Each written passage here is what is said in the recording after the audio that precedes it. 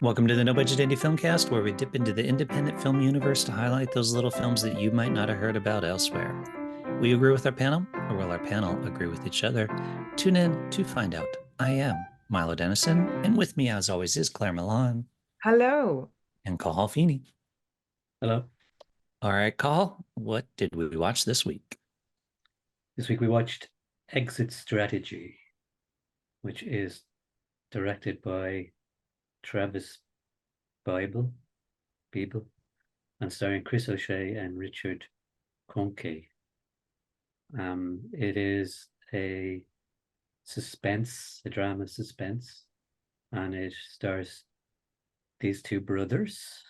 You can see them there behind Milo, and they meet in a diner, and straight away one of the brothers, he's behaving strangely.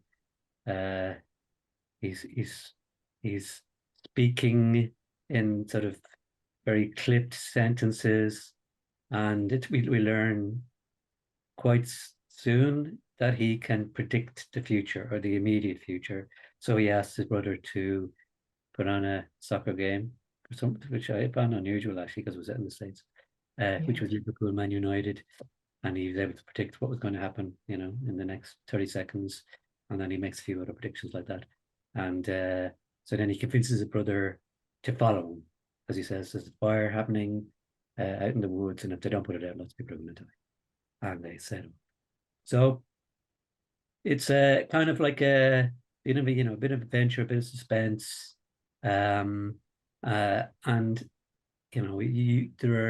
you couldn't say it's an absolutely watertight script, but it's very entertaining, drama.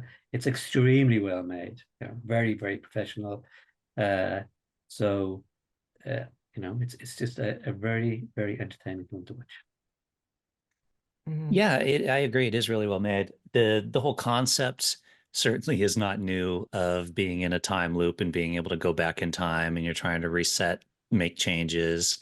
The whole aspect of something bad happening and then going and trying to stop it. But, if it didn't happen, then how would you know about it to go try and stop it? That kind of question. They don't really get it, but so that aspect of it, yeah. Or how easy it is apparently to make a phone stop working by spilling a little bit of apple juice on it.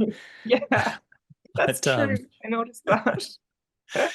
uh but yeah, I mean, I think the dynamic between the two guys is really brilliant, and in that way nicely written. It's funny because you meet the first guy and you're like, what is he, autistic or something like that? And you realize, okay, he's just a bit impatient, being like, come on, let's just move this along.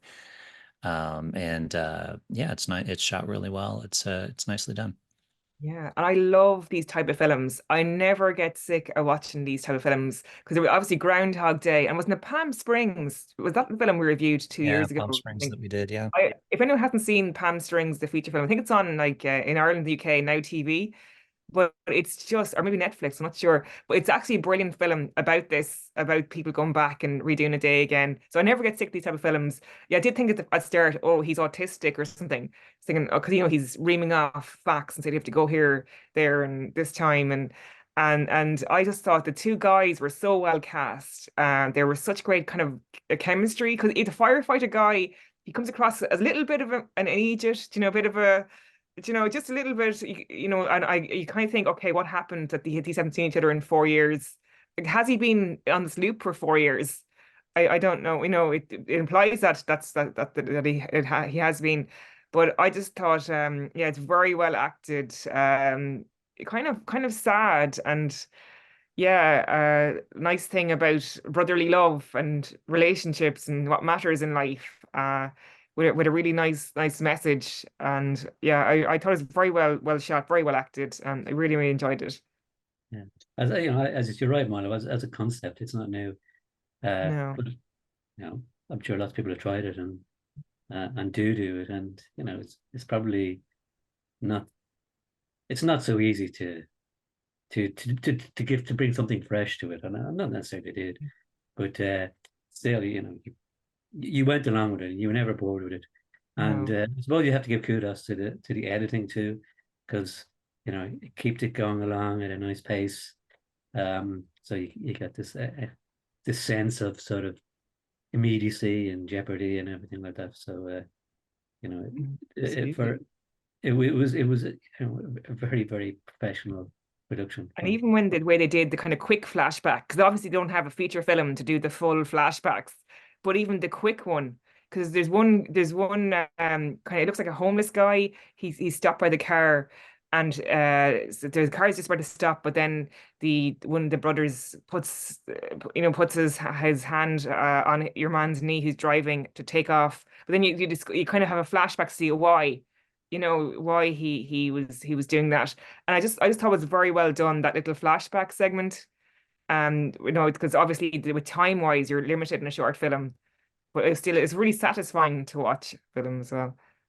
Yeah, it was nice because with a lot of time loop films, they do that. They start showing you like the loop over and over again, and it gets like, they're like, well, it worked in Groundhog Day, so let's do that. And so it's nice that they didn't do that, but we do get to see that kind of little montage at the very end of the film of those kind of flashbacks, aspects of the loop that led him to this particular loop and stuff, which was kind of a nice little way to show that without having to make the whole film a repeat over and over again in that short period of time. Okay, so I'm going to go on a little segue here, and it is related, but I'm going to ask you, uh, have you have you ever seen your neighbors bring in their shopping, their grocery shopping? Probably. Maybe once or Can you, if you twice. think Yeah. about it, can you remember? Oh yeah, that they are, no, Yeah. so no. I don't really pay attention to my neighbors though, but Yeah. I've certainly been in the elevator with people who've come back from the store and have groceries. All Yeah, right, okay. come into the building. Yeah. Okay, it was theory. So somebody asked me recently, and I was thinking, scratch my head, and I couldn't visualize, anytime I've seen my neighbors bringing in shopping. So there's some guy started this post on Instagram, and I think it's like the grocery or the shopping bag theory, and the idea is that if you haven't, and or because you haven't, it proves that we're living in the Matrix. That it's Okay. we're in this time loop that if you haven't seen your neighbors bringing in groceries, like that means it's simulated, because if it wasn't simulated, they would need food to eat. Like if they weren't a Mhm. simulation, they would need to eat. So it's kind of Yeah, I can't buy into that one. Sorry. Yeah. I all think it's right. just an I attention know for thing. sure I've seen my neighbors carrying groceries Yeah. in because we all shop at the same Sainsbury's, Oh. which is right downstairs from our building. Yeah, So maybe the programmer for your particular loop is up to speed taking with that into account and be like, he yeah. would might start questioning his All right. section of the matrix if he realizes people aren't going to the grocery store. Yeah. That could be. There you go. Anyway, sorry for a little diversion. Yeah, so I guess back to this. Yeah, like we said, the dynamic in like I don't know how firemen work. Do they get paged and called in? Because I kind of thought the whole idea was they hang out in the firehouse, and then when they get called out, they all rush out. But this implies that basically when the fire goes off, this guy gets paged and then has to go to the fire or something like that. Oh, it looks like it's slightly dated, doesn't it? I think it was only made in 2019 or something, was it? I don't know what date it was made in. 2019. Mhm. Possibly. I'm not Dated. sure. It's like 5 years ago. It's so dated. Yeah, so well, it Dated. looks kind of dated. Do you know what I mean? Slightly, the look of it, I Hmm, think. I'm not sure if that was the old way they used to do it. I Yeah, don't but I know. thought they'd hang out in the fire station. That's what I So, thought too. But yeah. maybe it differs in different areas or something, or it just Yeah, there allows used, for it. there used to be a cartoon. It was almost like a stop motion thing, I think maybe.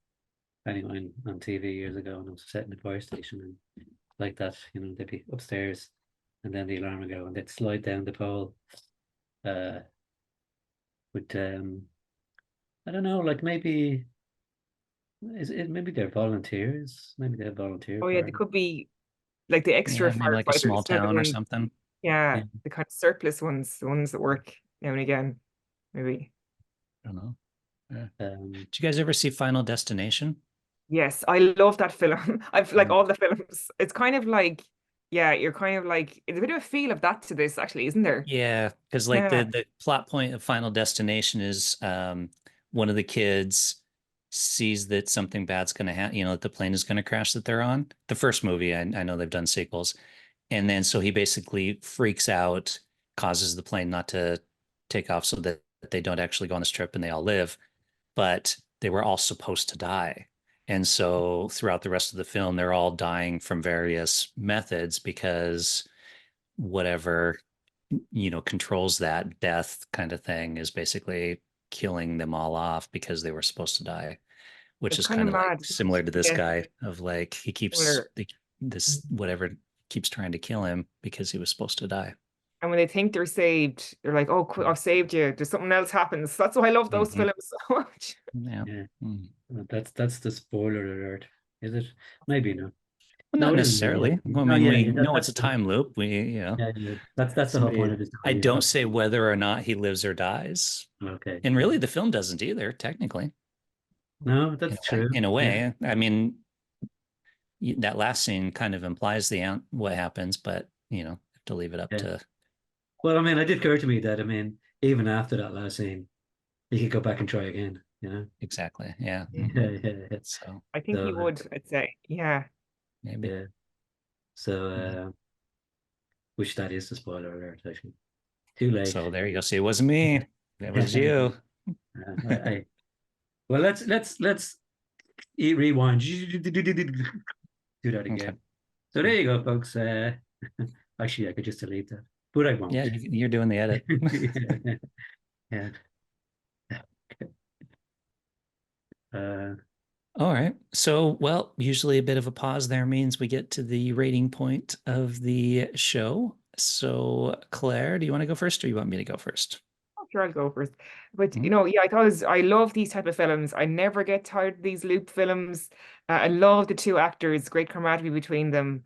And yeah, it's kind of poignant amongst all this craziness that happens in the film. So I want to give it 4 stars. Yeah, I do get tired of time loop films, especially TV shows, but like there are occasionally good ones that are really well done. The Palm Springs one we did, Groundhog Day, and a few others. And this definitely takes from like The Time Machine, from Groundhog Day. They even mentioned Groundhog Day, and other stuff, but they do it really well in this, which is a testament to Travis Bible, the fact that he takes something that's been done quite a bit and still manages to make it good and unique and watchable and enjoyable. So I'm gonna go with the rare 5 stars for this one. oh my God! Well, Hmm. you caught me out. You caught me off guard with that. You thought I So, was going lower. well, I thought you were going to go like, you know, 4. not five. Yeah, four. Yeah. Yeah. Um. Well, yeah. One thing I want to say as well is this is on the same channel from a film as a film that The you last picked. one. Yeah. Yeah, was it the last one? And again, the channel is sci-fi. This is not a sci-fi. No, this is further from a sci-fi than the other one anyway. Um, I think this was really good, really well made. And at the core of these stories is a sort of you know, a drama, a personal story. So it's not just about the time travel. And so I'm not gonna go 5 stars though. Uh, I think because it's not massively original, even though it's done very well. So I will give it 4 stars. I was so gonna go with 4 stars, by the way, but then I'm like, you know what? I'm gonna change it up to 5 stars because I agree, it really is a 4 star film, but Too late. but I Yeah. felt like going 5. Yeah, just for Yeah. something different. All right. Well, there you have it, audience. It's called Exit Strategy. We really enjoyed it. Check it out. You can let us know what you think by reaching out to us on Instagram, Twitter, or Facebook at No Budget Show, or leave a comment to this particular video on YouTube. And with that, we'll say see you next time and goodbye. Goodbye. But